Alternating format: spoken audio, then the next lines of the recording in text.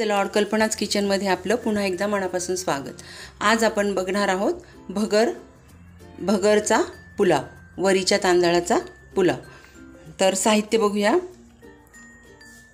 इथे मी या कपने 1/4 कप असे 2 कप वरीचे तांदूळ घेतलेत, भगर घेतली आणि ती धुवून अशी निथळत ठेवली आहे, गाळणीमध्ये अशी निथळत ठेवली। आणि वाटीचं प्रमाण म्हणाल तर हे पाऊण वाटी भगर घेतलेली आहे, आपली जेवणाची रोजची वाटी। आता त्यात माझ्याकडे जे जे साहित्य अवेलेबल आहे ते मी घालणार आहे। तर इथे मी ब्रोकोलीचा एक पीस घेतला आहे, छोटासा तुकडे करून घेतले, स्वच्छ धुवून तुकडे करून घेतलेत। त्यानंतर गाजर घेतले, एक छोटं गाजर, 2 हिरवी मिरची घालणार आहे, थोडी कोथिंबीर, थोडीशी कांद्याची पात आणि 4-5 पानं पालकाचे, 1 टेबलस्पून मक्याचे दाणे, एक बारीक चिरलेला कांदा, एक टोमॅटो बारीक उभा पातळ कापून घेतला आहे आणि 2 टेबलस्पून आले लसणाची पेस्ट। त्यानंतर अर्धा चमचा हळद, पाव चमचा हिंग, 1 चमचा शहाजिरे, 2 दालचिनीचे तुकडे, 1 इंचाचे, 4 वेलदोडे आणि फोडून घेतलेत मी ते, आणि 4 काळी मिरी आणि 3 लवंग। आणि चांगल्या तुपाचा वापर करणार आहोत आपण, चांगले म्हणजे गाईचं तूप, डालड्याचं नाही। आणि चवीप्रमाणे मीठ घालणार आहोत आणि गरम पाण्याचा वापर करणार आहोत शिजवण्यासाठी। तर इथे मी फ्राईंग पॅन ठेवलं आहे, आपण सुरुवात करूया। आता इथे मी पॅन ठेवला आहे,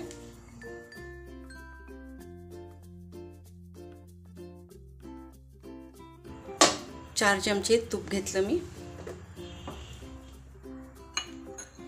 आता गरम मसाले घालूया आधी, दालचिनी, वेलदोडे, मिरे, लवंग आणि शहाजी।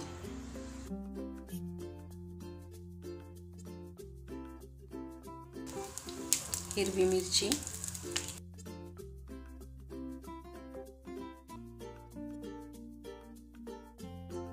गाजर घालते, कांद्यासोबत छान सॉफ्ट होईल ते।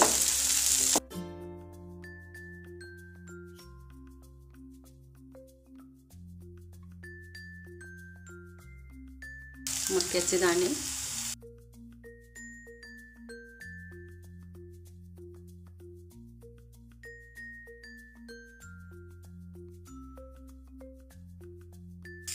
ब्रोकोलीचे पीस,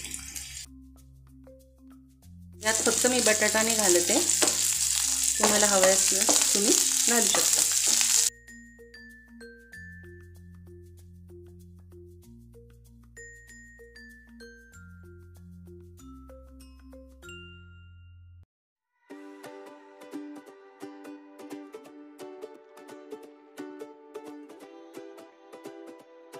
भगरमुळे आम्लपित्त कमी होते, त्यानंतर रक्तातील साखर कमी होते, ग्लायसेमिक इंडेक्स खूप कमी आहे भगरचा, त्याच्यामुळे डायबिटीज असणारी लोकसुद्धा भगर खाऊ शकतात। त्याच्यामुळे शुगर कंट्रोलमध्ये राहते आणि वजनही कमी होते भगरमुळे।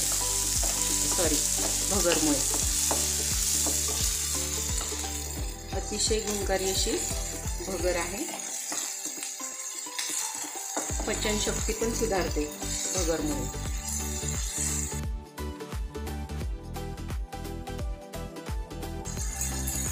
आपल्या आहारात भगरचा समावेश करून घ्या।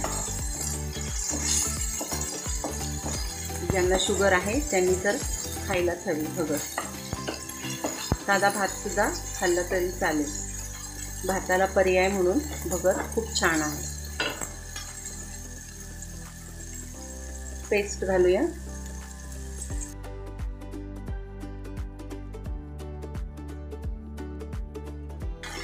हिंग आणि हळद।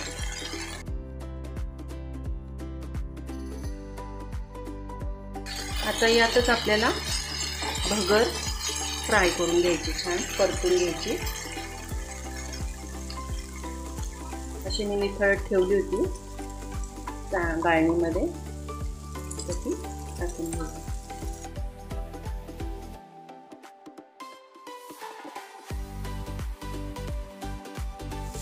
हे बघा आता छान परतून घेतली भगर. अशी परतून घेतली ना मग छान फुलते ती आणि मोकळा मोकळा होतो भात.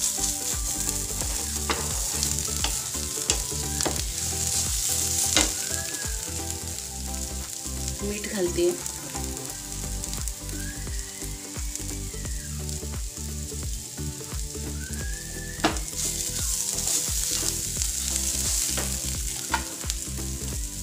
कांद्याची पात, पालक आणि कोथिंबीर.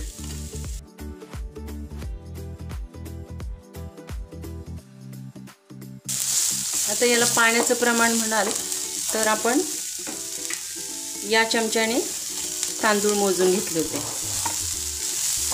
किंवा वाटीचं प्रमाण पाऊण वाटी घेतले होते. तर आता क्वालिटीवर अवलंबून आहे किती पाणी लागतं ते. सुरुवातीला आपण तर 2 वाट्या पाणी घालू.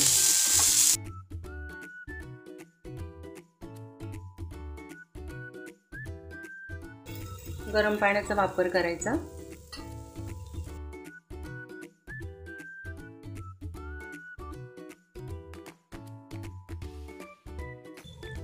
तांदळाला कसं, काही तांदळाला जास्त पाणी लागतं, काही तांदळाला कमी पाणी लागतं. त्याचप्रमाणे या तांदळाचं सुद्धा आहे, वरीची तांदूळ.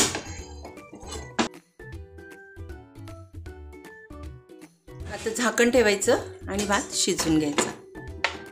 हे बघा छान मोकळा मोकळा झालाय. तुम्हाला डिशमध्ये काढून दाखवते. बघा आपला भगर पुलाव तयार आहे. व्हेज पुलाव तयार आहे. टोटल मला 3 वाट्या पाणी लागले. भगरचे आपल्याला आपल्या शरीराला खूप फायदे होतात, म्हणून भगरचा समावेश करून घ्या आपल्या आहारात आणि वापरून बघा तुम्हाला काय फायदा होतो ते. आणि जर तुम्हाला हा व्हिडिओ आवडला असेल, ही रेसिपी आवडली असेल तर नक्की लाईक, शेअर, सबस्क्राईब करा आणि नवीन व्हिडिओसाठी बेल आयकॉन प्रेस करा. धन्यवाद.